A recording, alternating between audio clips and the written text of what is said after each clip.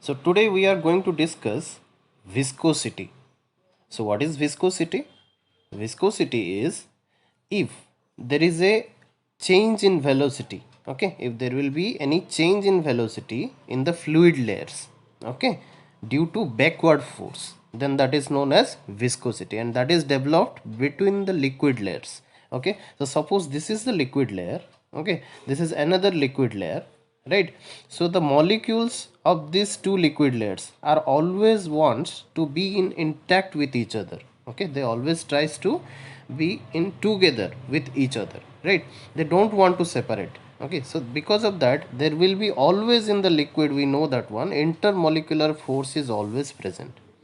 Okay, but it may work or it may not work, right? Why? Because you know it very well, the tangential force is quite less as compared to the solid, right? And here what will happen, the liquid molecules present here, they don't want to separate themselves, that's why they want to attract it. Okay, both of them want to attract it. So what will happen, if this is the liquid layer and this is the another liquid layer in the top side, okay, so what will happen, if you will check these two molecules, okay, this molecule, the lower molecule, always tries to pull this molecule. Okay, always try to keep this molecule with it. Okay, it doesn't want to separate its friend, right? So it always, this lower molecule, this is the lower layer, right? Lower layer means it is connected to the ground, the lowest most layer is connected to the ground, right? So this molecule always tries to keep this molecule with it. Okay, so that's why it pulls it. So because of pull, okay, because of pulling, there is a backward force acts. Okay, it always, it wants to go this direction, okay, but this molecule wants to keep it, so which force it will apply in the backward direction? This creates viscosity. Okay, so there are not only two layers, there are several layers are like this. Okay, there are several layers like this in a liquid. Okay, you have to remember that the layer which is close to the ground, okay, the layer, if suppose this is the ground, the layer which is close to the ground is having highest dragging, okay, is having a lowest speed. Okay, those who have a highest drag, that is having a lowest speed. Drag means if it is having a friction. Okay, but friction and viscosity is a different concept, I will let you know. Okay, if this is the ground and this is the lowest most layer, the ground molecule always tries, and the force of attraction of the ground molecule and the liquid molecule is always high. Okay, so ground molecule, this is lower is the ground molecule, and this ground molecule always tries the water molecule to be in intact with it. Okay, it applies a highest force, and because of that you can see the lowest most layer travels very slowly. Okay, travels very slowly, but the upper layer, okay, up to that, you can see, if this is the upper layer, then the layer to that, up to that one, then the next layer to that, okay, and the topmost layer, if this is the topmost layer, then the topmost layer is having the highest velocity. Why it is having the highest velocity? Because when the liquid layers are means increase, if you will calculate this one in a upward direction, then you can say the attraction between the molecule, okay, is quite less in the top surface. Okay, in the top surface the attraction between the molecules is very less as compared to the ground. So when you will go from the ground to the top, okay, the velocity changes, right? Here the velocity is very less, where in the lower side, this side the velocity is less. Okay, then if you go to the this section, it is quite high, then it is higher than this one, then this one is higher than this one, and if you will go to the topmost layer, the topmost layer is having a higher speed than the all. Okay, always remember that one, the liquid which is in contact with the ground is having a less velocity, and it increases gradually if you will go to the top, because water molecules always is having a less attraction force between the molecules. That is the story. And here before goes to the viscosity, if this applies a backward force, if this molecule applies a backward force to this molecule, okay, then that is known as viscosity. Okay, that is known as the viscosity, and the process is known as viscous drag. okay, in order to drag that one, pull that one back, right? So this molecule tries to drag this molecule, okay.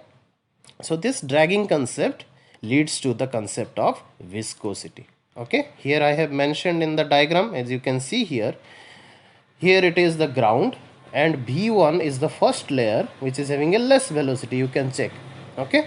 V2 is quite higher, V3 is like this, and V4 on the top layer, it is quite higher than all.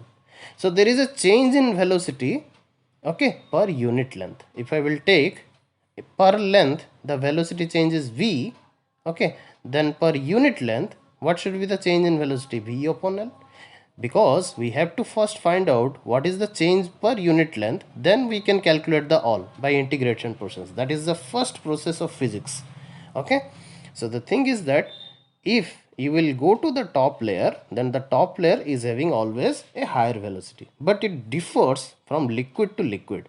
Like if you will take water, you will get this result, but if you will take honey, then the result is quite different. There will be their dragging is very high, because the molecules are always closely intact, right?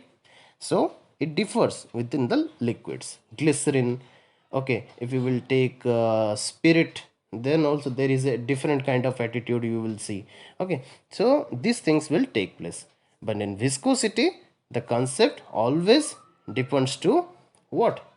Your dragging force, okay. Viscosity is always deals with the dragging force, right?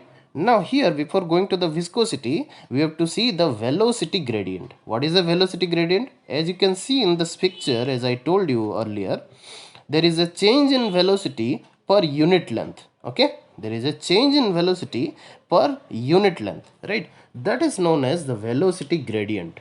Gradient means if there is a change occurs, as you can see here, there is a change is occurring in this particular picture, then that is known as simply a V, okay, per unit length. Then that is known as a velocity change per unit length, known as velocity gradient. And it always depends that change. If you will provide the pressure high, if you will apply the force high, force per unit area, if you will place here high, then there will be a more change, okay. If previously, if you will provide a low pressure, then it will be like this, okay, it will be like this, the liquid layers. If suppose, if you will increase the pressure, here the pressure is suppose 1, if you will increase to 5, then obviously the lowest layer is like this, the upper layer will be like this, the next like this. Obviously, see this structure and see this structure, you can see it clearly. If you increase the pressure, then the velocity change will be also high, right? So here you can say the velocity change per unit length is directly proportional to the pressure, okay. So it is always directly proportional to the pressure applied. Getting my point? So the thing is that what is the viscosity? This is all because of the dragging, right? Dragging between the molecules of the liquid layer. And you can see that now, just now I told, the pressure that you have provided to flow the liquid is always directly proportional to the change in velocity per unit length, right? So pressure, I can write how much will be the pressure, that much will be the velocity gradient. And what is a velocity gradient? Change in velocity per unit length, okay. So pressure is F by A is directly proportional to V by L. In order to eliminate your proportionality, you have to multiply a constant. So F by A is eta into V by L. And what is this eta? Modulus of viscosity. This eta is known as modulus of viscosity, or its name is coefficient of viscosity, right? Everybody clear? Everybody switch on your mic and say me yes if you understood.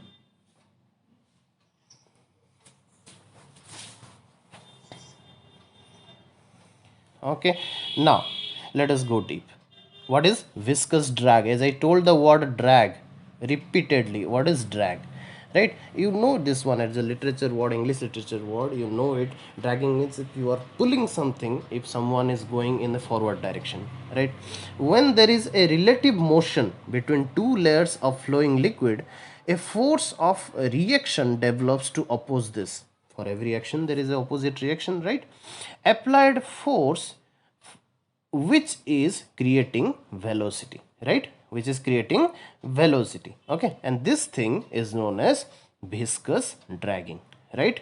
So when there is a relative motion between the two layers, okay, a force of reaction always develops to oppose this applied force, and this creates a change in velocity, right? And this is known as viscous dragging. And what will happen exactly? The molecules of the lower side always tries to keep the upper molecule within, or you can say it tries to keep within it, okay, so that it applies a attractive force, okay. But it may work or may not work in, it may work less, it may work more in some liquid, okay, it may work very less in some liquid, like this, okay. The property of fluid to develop this viscous drag is called viscosity. Here is your definition. So before defining your viscosity, always remember it's a 2-mark definition. What you have to do, first you have to define viscous drag, right? Then define viscosity, okay. This is 1 mark and this is 1 mark, so it's total 2 mark, right? So what is a viscosity? The property of fluid to develop this viscous drag, okay, like the pulling, okay, or you can say dragging, is called viscosity. And as I have mentioned earlier, F by A is eta into V by L, right? As you can see this one here in this picture. And if I will find eta here, then it will be F by A divided by V by L. Okay, you can also tell it as stress upon strain, because F by A, force upon area, is always stress, and V by L, that is change in velocity due to change in length, right? This is a strain kind of examination, okay, strain. So you can also tell it as stress upon strain. That's why eta is called a modulus, okay, bulk modulus, right? This we have studied earlier. This is in the liquid. You can also compare with the stress upon strain in case of a fluid, right? So now if I will take this area equal to 1, I want to define, and how you can define? Only by the unitary method, and we have studied it earlier.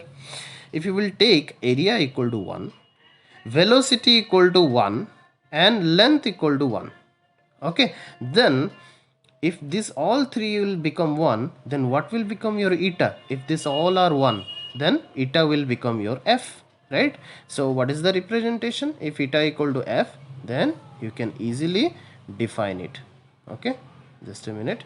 It will become, first let us find out the unit of V by L, then I can define.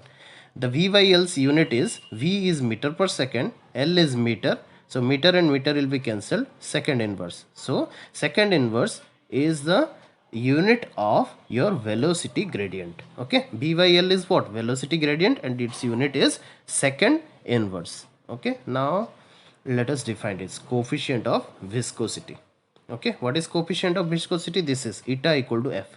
Coefficient of viscosity of a liquid is equal to force, see here, is equal to force applied per unit area, AVL equal to 1, right? Applied per unit area on the liquid, which create a velocity gradient of 1 second inverse, okay, which creates a velocity gradient of, okay, of how much? 1 second inverse. Why? We have taken here AVL equal to what? 1, okay, area equal to 1, velocity equal to 1, length equal to 1, okay. This V by L is known as what? Gradient. So how much gradient it is making? 1 second inverse, right? If you will take one area, then it will create 1 second inverse of velocity gradient. So what is eta?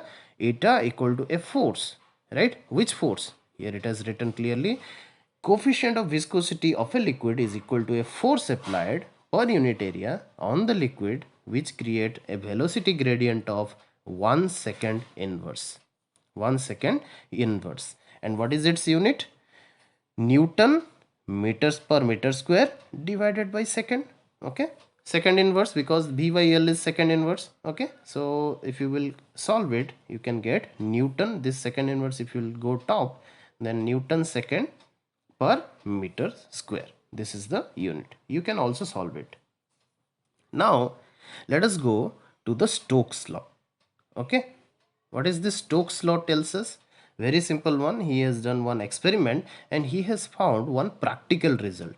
Okay, what is that practical result? That is the definition of your Stokes law. What is the definition?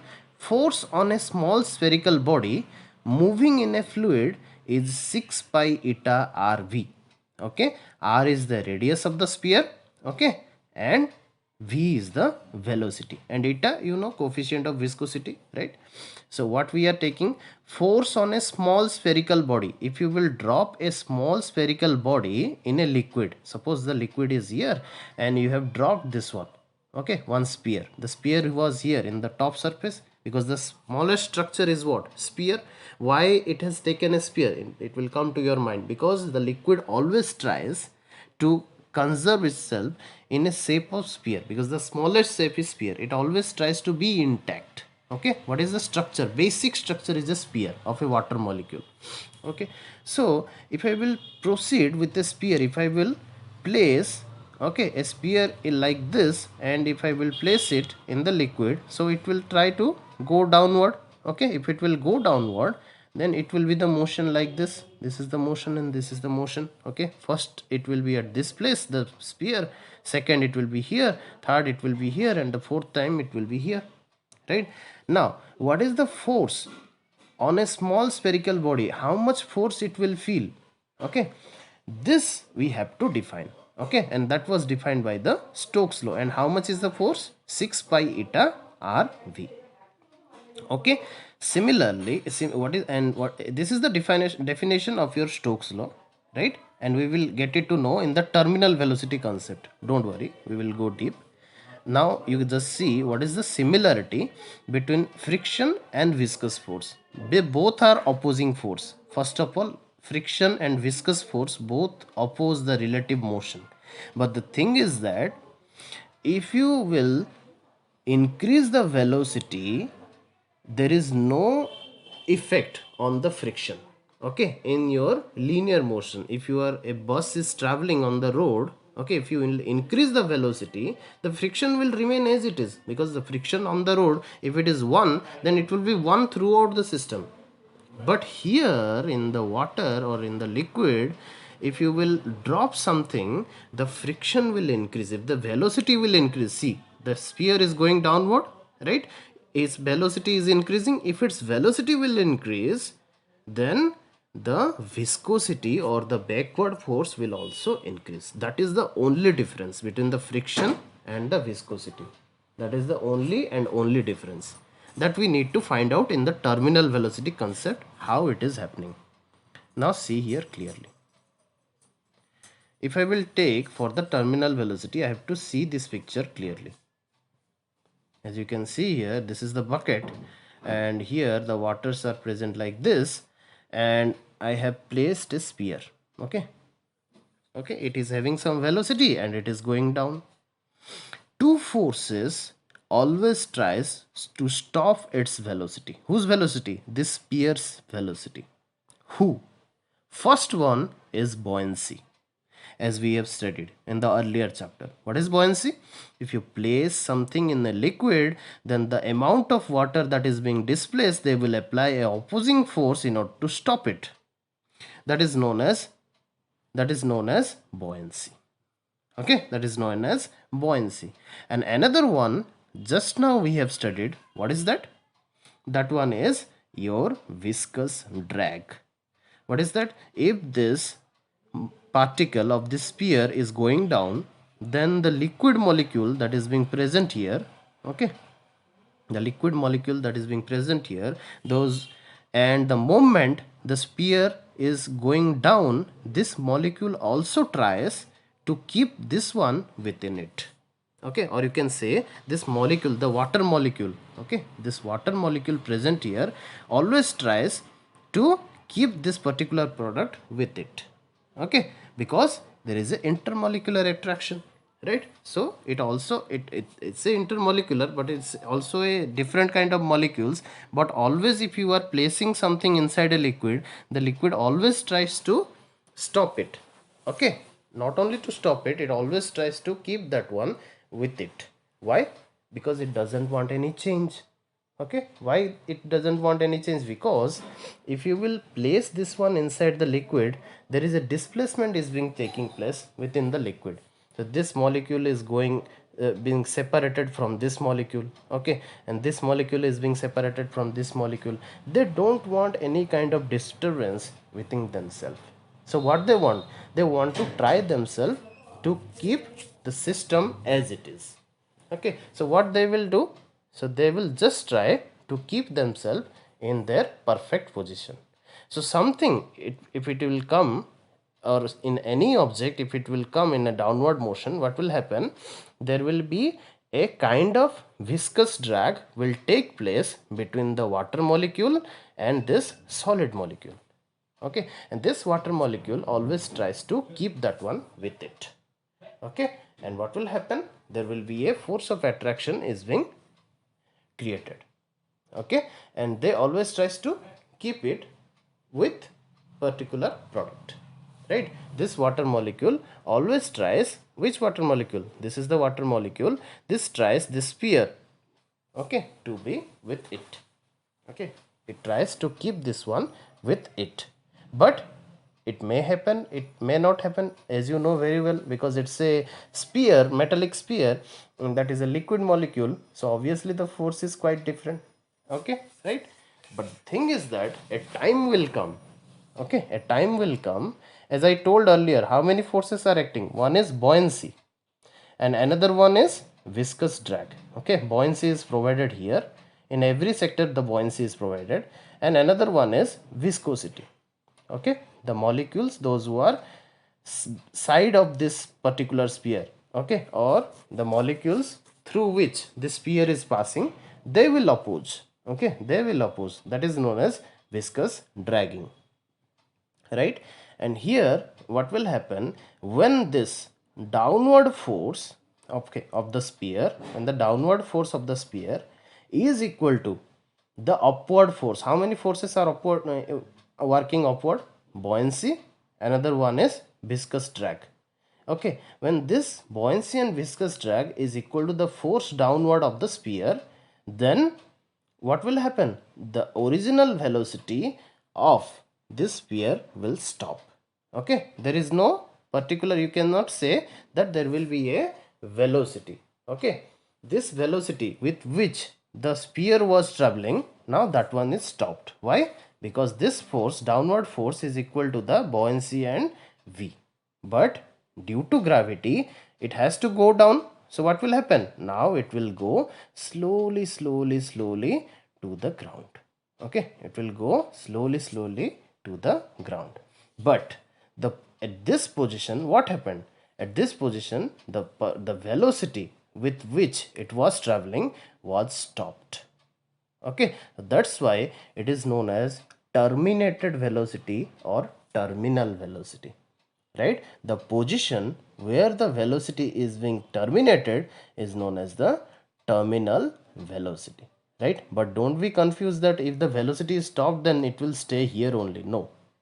Okay, here what happened? The force downward is equal to force upward, right? But due to gravity, what will happen? It has to go down, right? Now the velocity with which it was traveling with 50, right? Now 50 is equal to 50. Okay, now it stopped. Now what will happen? It will go with a very less speed, suppose for an example 0.1 or something else, very less. So we can say at this point the velocity is being stopped. That point is known as terminal velocity. Okay, now let us calculate it.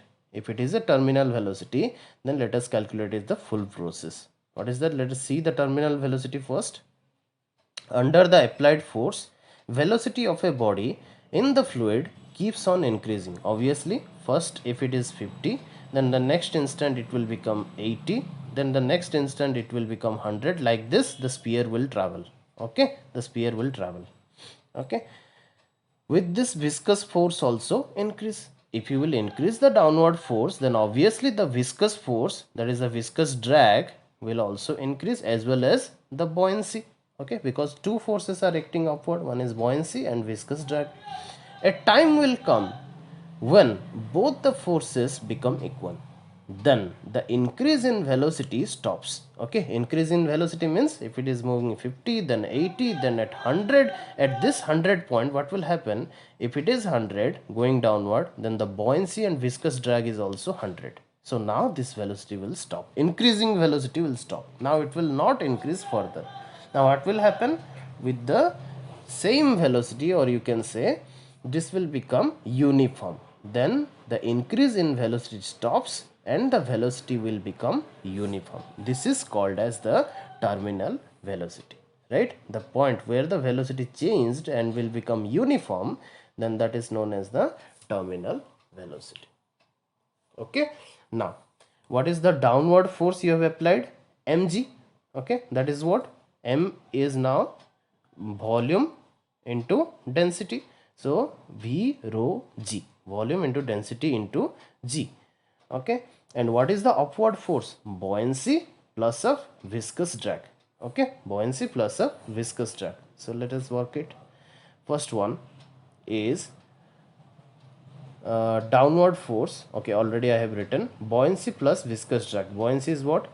V sigma G. Okay, volume sigma, sigma is the water's density, and G. Okay, because mg same is, okay, buoyancy is same that of you have applied the force, right? Plus of what is viscous drag? According to the Stokes law, we have found out 6 pi eta rv. Okay, this is the viscous drag what is being supplied in the upward direction. Next, if I will solve, I will get the result of this velocity, and this velocity is known as what? Terminal velocity Vt. And how can I will find? But just by adjusting this one. This is V sigma g, 6 pi eta rvt, 6 pi eta rvt is equal to what? Downward force, because downward force is equal to upward force, right? This is the upward force, and what is the downward force? V rho g, right? Now let me write it again. 6 pi eta rvt is equal to, if this will go to this side, it will be become minus. So V common, volume common, gravity common, it will become rho minus of this sigma, rho minus sigma, right? So what will be my terminal velocity? Terminal velocity Vt is equal to, all these things will go down like this. Okay, so it will become whole divided by 6 pi eta r. Okay, 6 pi eta r. So what is Vt? Vt is equal to 6 pi eta r.